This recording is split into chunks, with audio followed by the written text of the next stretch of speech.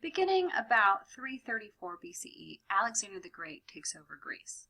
He also takes over Persia and expands his empire to Syria and Phoenicia. But in 323, Alexander the Great dies. And when he dies, he leaves this vast empire with no successors and no administrative structure. So he basically left no plans for his rule. His generals turn against each other, and local leaders try to regain power, autonomy, and the empire begins to break apart. The Greek city-states formed a new mutual protection league, but they never again achieved significant power. Democracy does survive in form, but not in practice. The governments, after the fall of Alexander, or the death of Alexander, the governments were dominated by local rulers. By the early 3rd century BCE, there are 3 major powers that emerge from the chaos, and they're under Alexander's 3 generals. One is in Macedonia and mainland Greece, the second is in Egypt, and the third is the Asia Minor, Mesopotamia, and Persian area. During the 2nd and 1st centuries BCE, these empires are going to fall to the Roman Empire. Alexander's lasting legacy is really more than just him as a conqueror. It's really that he spread Greek culture far beyond its original borders. He also established Alexandria in Egypt, which emerged as a great Hellenistic center of learning and the arts. Its library is legendary. Of course, it was completely destroyed, so we only have some old drawings or imagined drawings, reconstructions of it, but it originally housed some 700,000 scrolls, mostly papyrus and parchment. The Hellenistic period lasted from 325 to 31 BCE, and the term Hellenistic means Greek-like. The Greeks influenced art outside of their borders and influenced the art of the Romans. The Hellenistic style lasted until the Augustan period, which is the Roman imperial period, in the 1st century BCE. Classical Greek artists strove for the ideal and the general. Basically, remember, they generalize something to make it ideal, so they don't show its specific flaws. Meanwhile, Hellenistic artists strive to express the individual and the specific. They turn away from those heroic figures of the classic period. They would rather depict the everyday life or everyday figures. They, instead of depicting giant god stories, they depict mortals. And instead of the aloof serenity used in the classic period, the Hellenistic artists are going to express individual emotion. They're going to express more drama and more melodramatic pathos, and that means evoking pity or compassion. In the late classic period, we start to see the groundwork for some of these trends, but they're really going to take off in the Hellenistic period.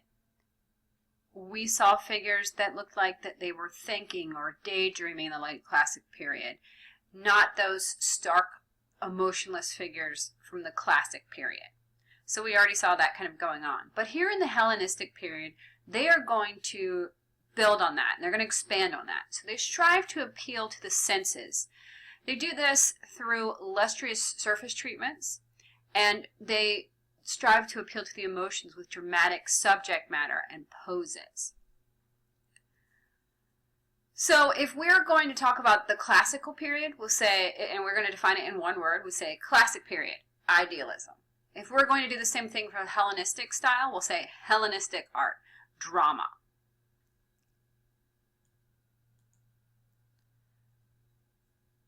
So if we're going to compare the Hellenistic and the classic styles, here's a nice kind of little chart to sort of break that down for you.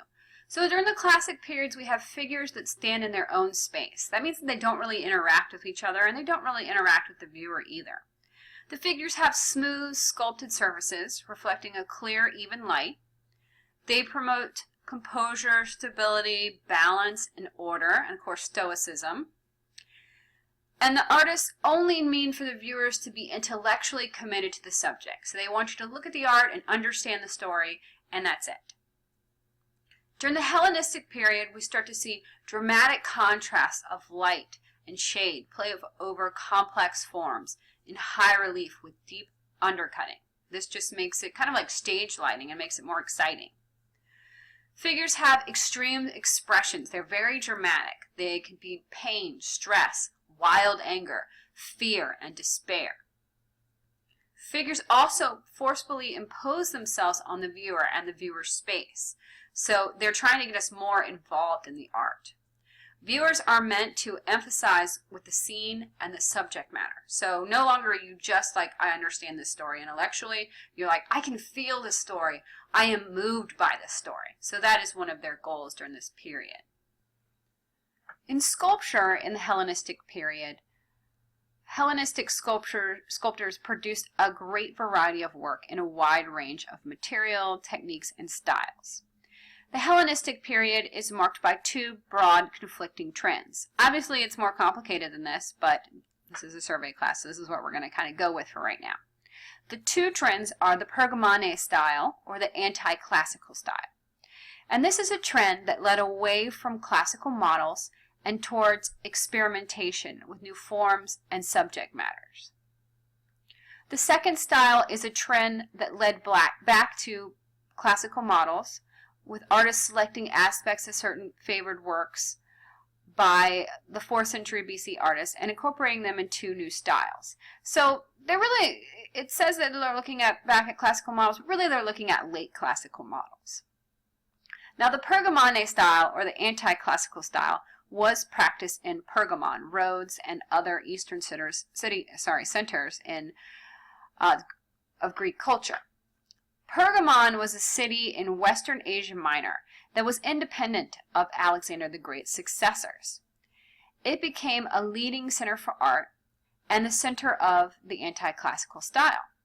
It had far-reaching influences throughout the Hellenistic period.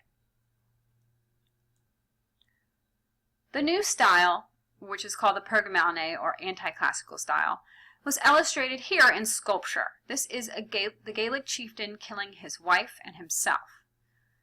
This is a Roman copy after the bronze original, which is from the Hellenistic period, dating to about 220 BCE. It's quite large, it's about 7 feet tall, and it was part of a large monument commemorating the 230 BCE victory of Attalos I, who ruled from 241 to 197 BCE, over the Gauls. And the Gauls are a Celtic people from France, Belgium, Switzerland, and parts of modern Italy. Originally, this giant monument would have been in Pergamon in the sanctuary of Athena, and all the figures of this monument would have been mounted on a large pedestal. Now this definitely marks a departure in art style in many ways, and one of the ways is that this monument expresses the dignity and heroism of Pergamon's defeated enemies. So this is a departure from the way that Greeks usually envision the other. So we're actually looking at the Gallics. We're not looking at the Pergamenes or the Greeks. So here they are depicting the other, and they're depicting it in a noble way, which contrasts the way that classical Greeks depicted, like, say, the Lapis versus Centaurs. Whereas the Lapis are the Greeks, and they're depicted as these noble, stoic figures, and the Centaurs are these crazy, crazy group of people who trashed their party, got drunk, and are just barbarians. So this is definitely a difference in depiction here. So we see the Gallic chieftain killing himself and his wife, and he's representing this murder-suicide. The chieftain is this heroic male nude. He only wears a cloak. So what's going on is that the Gallics lost, or the Gauls lost, and the chief would rather commit suicide and murder his wife than surrender. Now this is actually something that the Greeks and people who are influenced by Greek culture admired. Remember when we talked about Ajax killing himself? It's that way of preserving honor. So in other words, they think that there are things worse than death. And one of the things that's worse than death is losing all of your honor. So the Greeks very much admire this. So the chieftain is killing his wife to protect her from slavery and shame.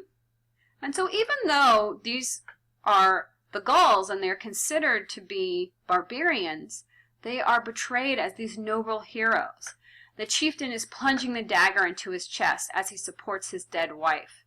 And you can really get a sense of kind of the drama of that moment. And this is also that Hellenistic way of you have to be involved in the art. So here you see this from one angle, and you have to actually walk around to see different angles. So say you approach it like this. Well, you can't really tell what he's doing. He just kind of looks like this noble figure with his cape blowing in the wind. Then you walk around to the other side and you see this. You see that he is killing himself, and then he appears to be holding a dead body. And here are some more angles here. This is just kind of a phenomenal depiction of the weight of her body, how she's already dead and how her body would be kind of folding downward. And then here he is depicted in this very dramatic moment where he is just plunging in the tip of the dagger into his body. So here's just another image so you can see how you could walk around it. So art becomes interactive. The viewer is meant to walk around the sculpture to see multiple points of view. So it actually kind of forces you to walk around it. You can't see his face unless you, unless you go over here. And you can't see what's going on unless you walk over here. So it's really just forcing you to move around and to be involved. You can also, if you look very closely to his face, maybe you can see a little bit of emotion. You can see that he has sorrow and acceptance on his face.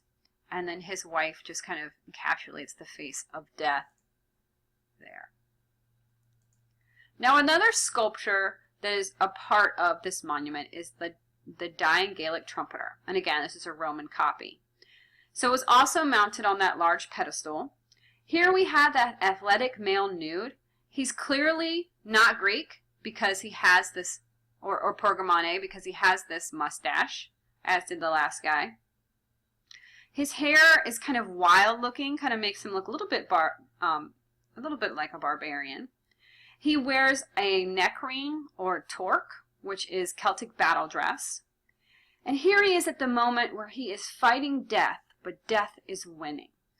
The trumpeter, and we call him that because his trumpet's over here, he's been fatally wounded, but he is struggling to rise. His eyes are downcast and his strength is wavering, and he's using his arm to try to support himself and pull himself up, but he's very close to death.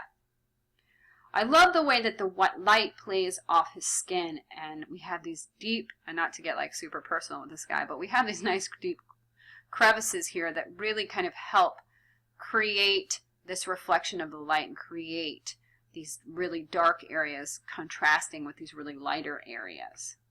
I think it would have also been more effective in bronze, but still very effective today.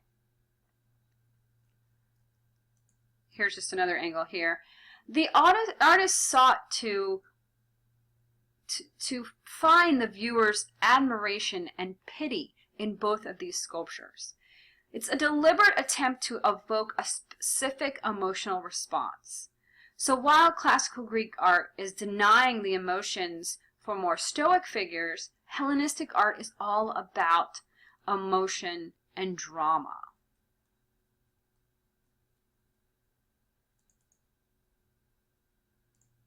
And here's what it looks like from the back. The marble copy of this particular one, the Dying Gaul, was actually found in Julius Caesar's home in Rome. And here we can get a nice comparison between these two figures. They are both depicted in the same moment where they're struggling between life and death, but I think we get a lot more detail and a lot more emotion with this guy.